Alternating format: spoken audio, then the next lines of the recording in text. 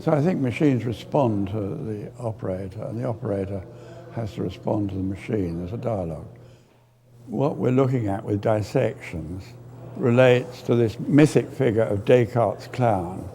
Descartes' clown comes, of course, from Descartes' description of what man is. Sculpture is a memorial art, and thinking, well, what sort of monument will be necessary and who's going to be celebrated? Really, it's the robot, is the figure that is the overarching persona, of our times.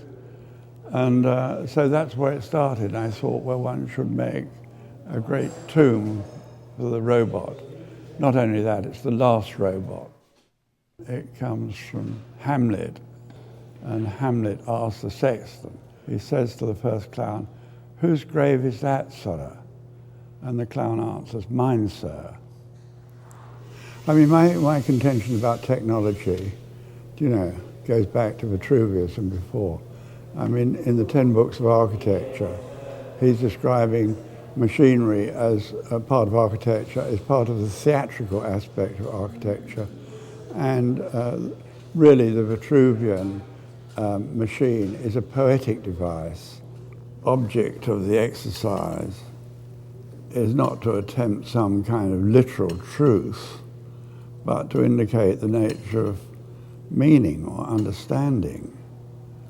I mean, the escapement at the top, which cuts the intervals of time, as a medieval device, it's the way of doing it before the pendulum, the idea of segmenting time or segmenting experience.